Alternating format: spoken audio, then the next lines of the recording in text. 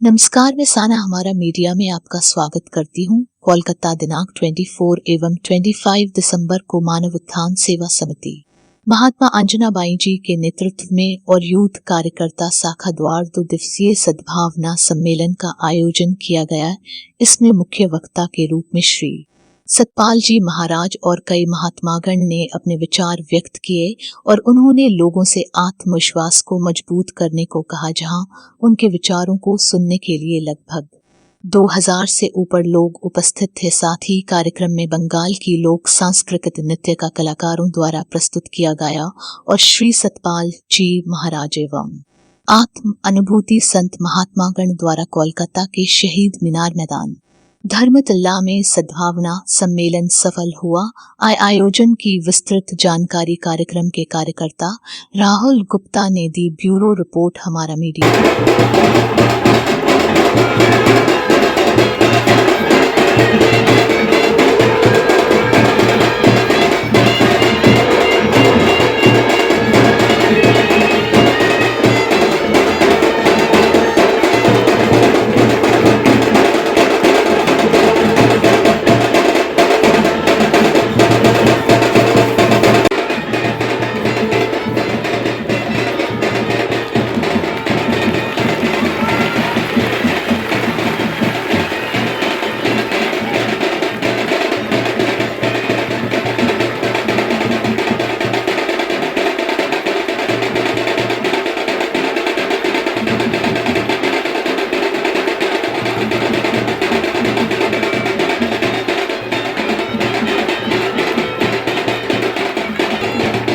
कलकत्ते आके कैसा लग रहा है? ये बहुत अच्छा लग रहा है क्योंकि पिछले साल कोरोना था। कोरोना के कारण बहुत लंबे समय तक कार्यक्रम नहीं हो पा रहे थे।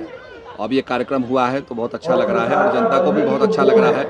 लोगों को इस सम्मेलन से प्रेरणा प्राप्त होती है और स्पिरिचुअलिटी की तरफ उनका जो है आगे बढ़ने का मौका मिलता है और इंस्पिरेशन प्राप्त होती है। और हमारा काम इंस्पिरेशन देना है कि भारतवासी जो हैं इंस्पायर होकर के और भारत को मजबूत करें, अपने गाँव को मजबूत करें, अपने राज्य को मजबूत करें और देश को मजबूत करें। कलकत्ते में जो आज आपका जो सद्भावना सम्मेलन हुआ है, लगभग कोरोना के अंतराल के कई वर्षों बाद हुआ है। क्या 2-3 वर्ष हो गए हैं, उसके बाद हो रहा है जी। हमारे पूरे देश भर में होते हैं कार्यक्रम और हम आपके जो हमारे नॉर्थ ईस्ट हैं, खासकर सुदूर इलाके हैं, वहाँ भी हम जाके करते हैं। और मैं तो आपके लेखापानी मार्गरीटा तक होके आया हूँ, तो हमने काफ़ी लोगों को जागरण किया है और जागरण करना हमारा लक्ष्य है। और इस बार जो वापस जो हल्ला हो रखी है, पूरे भारत में हल्ला हो गया है कि वापस जो कोरोना आ रहा है, उसके ऊपर आप क्या कहेंगे? उसमें ऐसा है, हमारे डॉक्टर्स को काफ़ी एक्सपीरियंस हो गया है इस बीमारी का। पहले तो बीमारी का पता ही नहीं था कि क्या बीमारी है, किस प्रकार का ट्रीटमेंट है, तो काफ़ी हद तक नॉलेज प्राप्त हो गई है। और हमारा जो डोज़ है, कोरोना वायरस का जो डोज़ है, दवाई का जो डोज़ है, वो बड़ा इफेक्टिव डोज है। उसके अंदर काफ़ी एंटीबायोटिक्स है जो चीन के अंदर नहीं है, इसलिए चीन के अंदर रिवाइवल हो गया है। हमें थोड़ा प्रिकॉशन बरतनी पड़ेगी और थोड़ा मास्क लगाना पड़ेगा, सैनिटाइजेशन करना पड़ेगा, वही पर्याप्त है मैं समझता हूँ बीमारी को रोकने के लिए। और कलकत्ते में और आपके जो शहर है जहाँ से आप आ रहे हैं, दोनों में कौन सा शहर आपको ज़्यादा पसंद आया? दोनों शहर अपनी अपनी जगह हैं। कलकत्ता एक्टिविटी की केंद्र है और निश्चित रूप में कलकत्ता इंस्पायर करता है, कला का केंद्र है। हम उत्तराखंड से आते हैं, हमारी देवभूमि है और कलकत्ता के बंगाल के लोग ही ज़्यादातर हमारे उत्तराखंड आते हैं। कहीं काली मठ देखने आते हैं, मधमहेश्वर देखने आते हैं, केदारनाथ के दर्शन करने आते हैं। जो जितने भी हमारे तीर्थ स्थान हैं, सबके दर्शन करने आप लोग आते हैं। इसलिए हम लोग निश्चित रूप में यहाँ के बंगाल के लोगों को धन्यवाद ज्ञापित करते हैं। बंगाल के लोगों को क्या संदेश देना चाहेंगे आप? बंगाल के लोगों को संदेश देना चाहूँगा कि जो विवेकानंद बंगाल में बने हैं, तो विवेकानंद की तरह इंस्पायर होकर के देश को आगे बढ़ाएं, देश को मजबूत करें और निश्चित रूप में हमारा भारत विश्व गुरु बने, ये हमारी कामना है। और यानी आने वाले यंग जनरेशन के लिए आपकी क्या?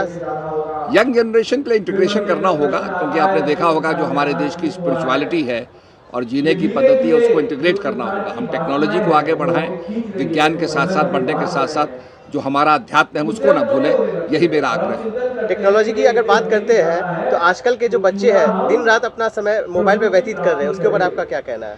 मोबाइल से उनको थोड़ा अंतर्मुखी भी होना पड़ेगा। मोबाइल जो है, ज़्यादा मोबाइल ठीक नहीं है, एडिक्शन हो जाता है और ये इसके दुष्परिणाम सामने आ रहे हैं। बैलेंस करना पड़ेगा। इसलिए भगवान ने कहा कि भाई रथ जो होता है 2 पहियों में चलता है, तो जीवन में बैलेंस करना पड़ेगा। अतिवाद ठीक नहीं होता है, एक्सट्रीमिटी ठीक नहीं होती है। बैलेंस करके ही लाइफ को हम अच्छी तरह से चला सकते हैं। धन्यवाद। अतिवाद के नाम पे आज हर तरफ बंटवारा अभी भी चल रहा है। अभी भी हमारे देश में कई सारे शहर में, बड़े शहर में, छोटे शहर में ये हो रहा है। अभी भी नहीं, इसको मैं कंडेम करता हूँ, ये उचित नहीं है। इसीलिए हमारे यहाँ कहा जात ना पूछिए साधु की पूछ लीजिए ज्ञान, मोल कलो तरवार का पड़ी रहन दो बयान।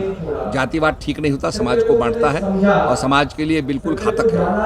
और लिंग से भी तो बांटा जाता है, क्योंकि लिंग से भी बांटा जाता है। हाँ, वो भी ठीक नहीं है, उचित नहीं है। चलिए आगे बढ़ना है। ठीक है, धन्यवाद।